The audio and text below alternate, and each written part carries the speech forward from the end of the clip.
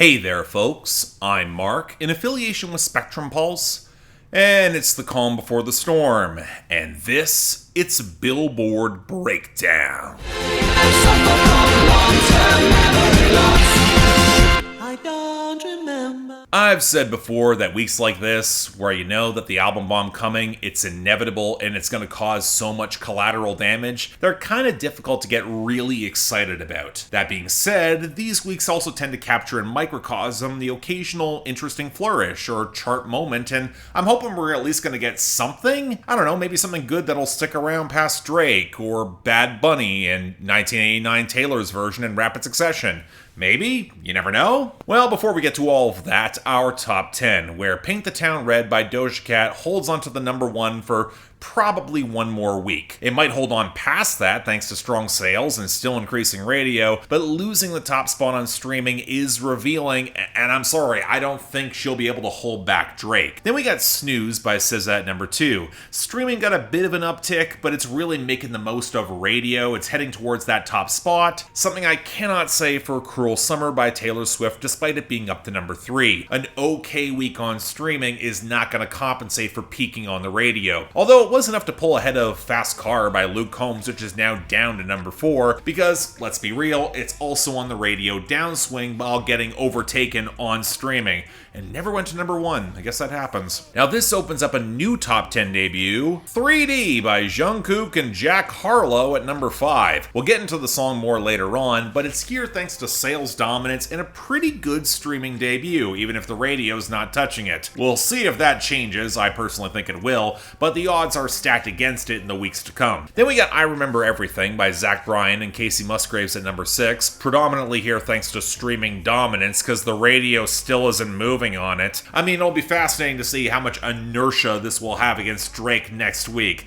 That's all I'll say there for now. But it did hold up over Last Night by Morgan Wallen at number 7, even if you can absolutely tell that it's on the radio downswing despite rock solid streaming, and that was enough to prop it over Fuck You Mean by Gunna, which is currently at number 8. And that spent the week losing on the radio, but ultimately picking up some position. And couple that to a good streaming week to hold its spot. Now compare this to Vampire by Olivia Rodrigo at number 9, which is also losing radio at this point, but does not have the streaming to prop it up, which tells me this is probably going to be forced out or at least forced down a lot faster. But finally, Calm Down by Rema and Selena Gomez is still here at number 10. The radio finally started dumping this rather quickly. It's only a matter of time before it gets forced out as well. Now this takes us neatly to our losers and our dropouts. Not a lot in the latter category beyond album bomb cuts, but Love You Anyway by Luke Combs, it handily clinched its year-end list spot for 2023 after an extremely respectable run. And it's a great song, I'm not complaining. Now the losers are also as expected, and let's get through the album bomb leftovers first. From Olivia Rodrigo, Get 'Em Back at 45, All American Bitch at 73, and The Grudge at 86. From Zach Bryan, Sarah's Place with Noah Kahan at 53, Boys of Faith with Bon Iver at 82, and Spotless with the Lumineers at 91. And from Rod Wave, Come See Me at 60, H64 at 87, and Long Journey at 96. Outside of those, Agora Hills by Doja Cat tumbled off the debut to 34. So did 500 Pounds by Lil Tecca to 70. Not exactly surprising for either of them here. I don't expect them to have the staying power against Drake. But now for our returns and gains. And again, it's tough to put much stock in any of these, but for the former category, at least for now, there's a decent chunk of them. From Music Row, we got Pretty Little Poison by Warren Zeters at 84, and But I Got a Beer in My Hand by Luke Bryan at 97. From the regional Mexican scene, we got Que Onda by Cali 24, Chino Pacas and Fuerza Regida at 94, and Rubicon by Pesa Pluma at 98. And outside of those, Oklahoma Smoke Show by Zach Bryan is back yet again at 93. Fiend by Travis Scott and Playboi Carti hit 95. And Where She Goes by Bad Bunny got a bit of an album hype bump up to 100. And that translates neatly into our gains as Preview jumped off the debut to 43. And that's not the only surprise here. Also off the debut, My Love, Mine All Mine by Mitski surged up to 49. Although she was accompanied by Segun Kien by Maluma and Karen Leone at 69. And Can't Can't Have Mine by Dylan Scott at 81. And while I'm complaining about Nashville, Standing Room Only by Tim McGraw saw a bump off the return to 75, Truck Bed by Hardy rose to 63, and Save Me by Jelly Roll and Lainey Wilson hit 37. At least White Horse by Chris Stapleton also saw a big surge up to 38. Outside of those, well, On My Mama by Victoria Monet got a boost up to 76 off its return, and Lil Boo Thang by Paul Russell continues to rise to 51, and the rest of these are just all over the place. Oh You Went by Young Thug and Drake at 74, Deli by Ice Spice at 71, and most bizarrely to me, Greedy by Tate McRae's up to 14. Streaming has really gotten behind this one, which has me kicking myself wishing that if we're gonna have a mid-2000s revival, we could get performers that could actually sell those types of songs. Well, anyway, we got a reasonably sized list of new arrivals for once, so alright, let's get it started with number 92, The Secret Recipe by Lil Yachty and J. Cole. Hoes gon' test to eat and blame the high for wanting sex. I never wanted peace, fuck all the ops. I support Malcolm X. The stack of chains is just a front. Overtaxed and underwhelming, your jeweler pulled a major stunt. I can't escape the feeling that both J. Cole and Lil Yachty have had rather strange years when it comes to their recorded output, and that's only going to fall under a greater microscope given their contributions to Drake's upcoming album bomb. But with this cut from a companion EP of songs that Lil Yachty assembled that apparently this track was mostly freestyled, and wow, with Yachty you can really tell, as against that smooth, funky, horn-accented man-child sample, he routinely stumbles off the beat to a frankly distracting degree. J. Cole at least found a pocket comfortably on this song. How is Yachty this clunky again? And when Yachty is as on the defensive as he is on this track about his influence in the game and how disrespected he is, I mean, it's not a great look to sound this messy. Now, thankfully, J. Cole manages to come through with a stronger verse, but it still does have some problems. He's got legit targets going at rappers who are faking their gang connections, or those who are trying to get his name for that little streaming boost and little else. In particular, at Youngboy Never Broke Again, who apparently stood him up for 8 hours in a studio session. But J. Cole's bitterness at journalists and activists, the latter of which he seems to dislike profiting too much when in the same verse he's bragging about stacking cash, I don't know. There are some complicated, nuanced issues within the BLM organization, but why do I think J. Cole's more interested in making the you critique society and yet you participate in society hypocrisy argument because he's still being pissy at No Name than say anything deeper? Hell, he could have some bigger things to criticize No Name over and he doesn't even go there. Overall, if I'm just keeping at the standard of freestyling, I'd say about half of this works. Any higher expectations has me think it's just not that good. Next, number 90, God Gave Me a Girl by Russell Dickerson. I gave her my last name. Now I wanna give her forever. I knew what I wanted, but he knew better. God gave me a girl. I've been sick of Russell Dickerson for years now, and when I see a song title like that for a track that first dropped nearly a year ago, I'm almost certain I'm getting just about the dullest possible boyfriend country that's market tested for Christian-leaning Hallmark Channel movies. And yeah, that's exactly what this is. Blocky program percussion, the hazy blur of electric and acoustic guitar that feels so weirdly lacking in any sense of warmth, not helped by all the compression that's slathered all over Dickerson's vocal lead, and content about how Dickerson was this wild guy, but God gave him a girl that he chose to marry, with little to no actual detail about who this woman actually is, or whether or not she has more personality than just an achievement trophy. Now, the one thing I can kind of be generous and appreciate on the first verse is that Russell Dickerson acknowledges that going out to bars kind of left feeling empty. That's kind of real, I guess. But in a year where there's been so much better country, there's no more excuses for gunk like this to stick around. Let's just move on. Number 89, Stars Like Confetti by Dustin Lynch. I was hanging like the moon on all the words your lips were saying. All I know is there was magic in our Chevy, baby. You were growing, I was throwing stars like confetti. Okay, trust someone who knows. There are much worse Dustin Lynch songs coming. If you don't know, savor that ignorance. Anyway, this almost feels like an even older throwback to the slicker side of bro country you got in like 2014. The vocal cadence, the utterly flimsy mix where that tinny cymbal frequency is distractingly left across nearly the entire mix, the bog standard melody, and the lyrics about hooking up in the back of a pickup truck on a starlit night. I mean, Dustin Lynch was active a decade ago. He was making marginally better music in that era. Why does he even think this is stuff that folks want? Now granted, this is also from around 18 months ago and is only charting now, but still. The most this has going for it is that Dustin Lynch is trying to bring some upbeat energy. The crowd vocals around the hook are an okay touch. Otherwise, this was played out and disposable at least 7 years ago. Next. Number 83, Shaq and Kobe by Rick Ross and Meek Mill. Too much money and power. Hustling 24 hours. Anyone else feel like the buzz around this reunion just kind of came and went? Or that it was there for a bit and then just evaporated? Now, granted, both Meek and Ross are years away from their commercial peaks, but you would think there'd be a little more attention behind this. And then I heard the song and I got it, because this feels very rote and routine to me. Meek Mill and Rick Ross bragging about how much money they made with a bunch of vague threats predominantly against you as the haters. And while the flows are mostly on point, the hook is underpowered, and the flex of too much money and power behind all those faded filters, it does not impress me, especially with that wiry but oily beat feeling as dour as it is. It honestly just feels like an artifact of a sound that I was not nostalgic for in the first place, so I mean, I guess it's fine, but I also understand why folks moved on from this in record time.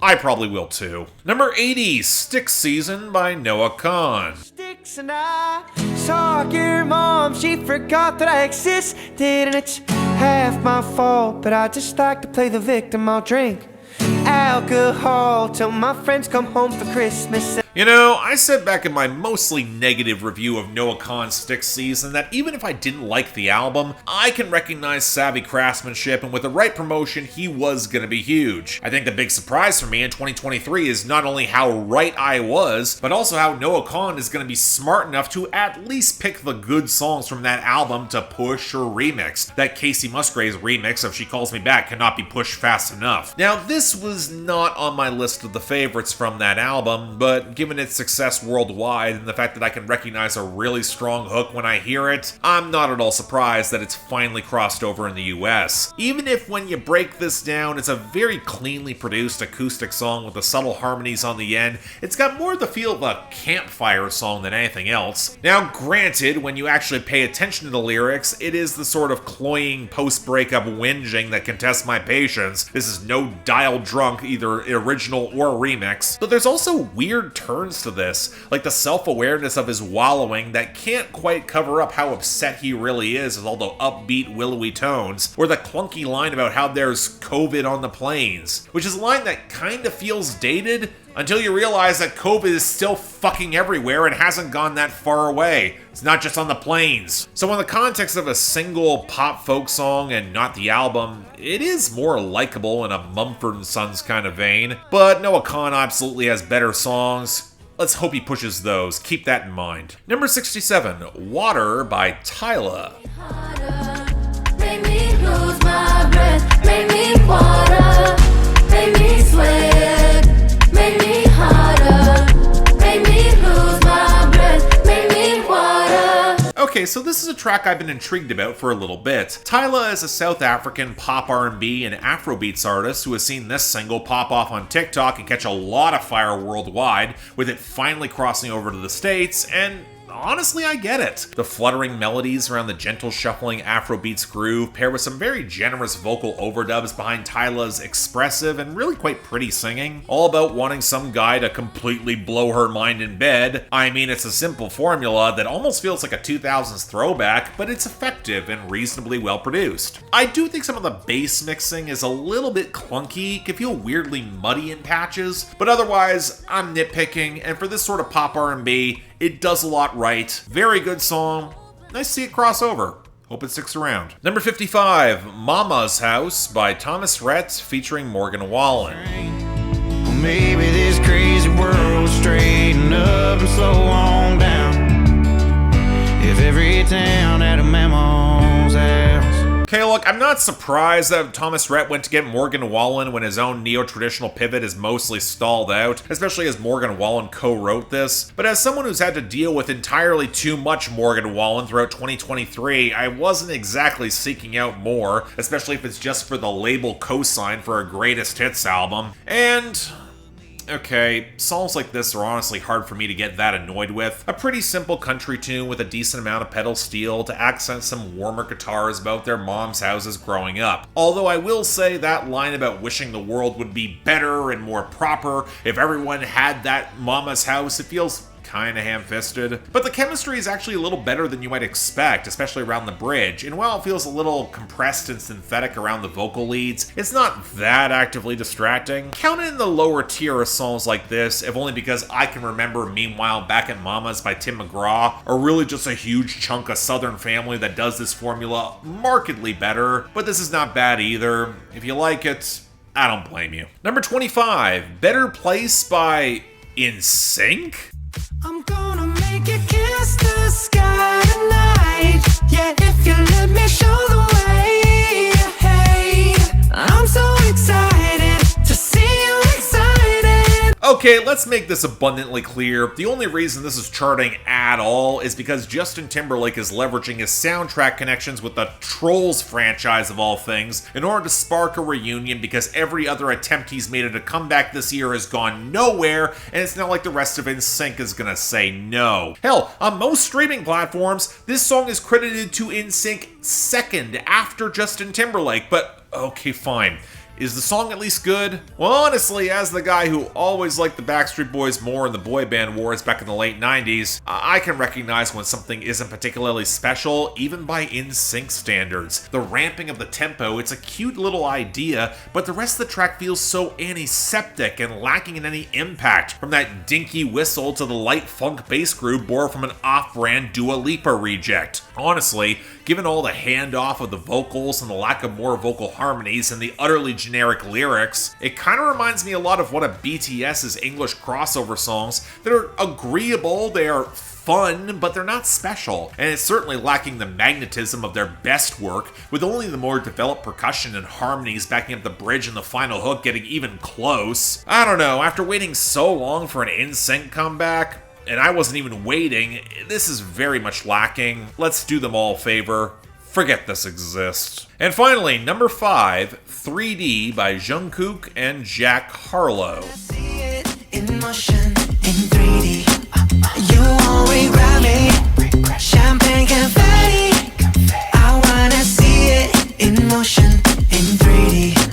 So what some of you might not know is that as of recently, Scooter Braun reportedly got dumped by a lot of his major American clients, and which has been spun as him refocusing more on his CEO role at Hybe America, and thus it makes sense that one of the clients he still manages is Jungkook of BTS. And he's put in a lot of legwork to give Jungkook's solo career a lot of traction with cuts like 7 with Lotto, and now with this, because hey, Jack Harlow dropped an album this year that sparked conversation for about a week before dropping off the face of the earth, and hell, you can use another actual hit away from all that. And you know what's kind of ironic is on that same week as NSYNC comes back and tries to sound like BTS, Jungkook has a song that feels like vintage NSYNC, from the tighter vocal delivery to the punchier bass groove to the fluttery electric simmer behind the post-chorus to the minor key flourishes in the vocal line on the hook. Hell, there's definitely something Timberlake-esque in Jungkook's attitude on this song. He sells it considerably better than damn near anything else, to the point where Jack Harlow's laid-back charisma can't match it, and all the flaws in his wordplay rush to the forefront. When I seen that body, you would think it was a dead body, calling Asian girls ABGs, as in Asian baby girls, the counting gimmick on his verse, the desperate feeling outro. I mean, I know Jack Harlow was never as cool in reality as his attitude was trying to conceal, but it becomes flagrantly obvious just how desperate he is to recapture some attention, and it's not good here at all. Kind of a shame because I actually really like the rest of the song. Get me the remix that's already been remixed without Jack Harlow on it. You got a great pop track, and hell, I'd like to see it succeed. But that is our week, and yeah, easy pick for me, but Water by Tyla is running away with the top spot, and I'm giving a tie for honorable mention, with 3D by Jungkook and Jack Harlow, and Stick Season by Noah Kahan, in that both songs are close to being something special, but they're being held back by some rather obvious flaws. Now, the worst of the week is much easier, with God Gave Me a Girl by Russell Dickerson. Dishonourable mention, you know, I was real tempted to give it to NSYNC, but Stars Like Confetti by Dustin Lynch is so badly mixed, it kind of overrides any of my opinions here. And next week, yeah, it's Drake again. I'd say to stay tuned. Y'all know it's not that worth it, so I just hope maybe you swing back around. Till then, I'm Mark. You're watching Billboard Breakdown, affiliated with Spectrum Pulse. I'll see you next time.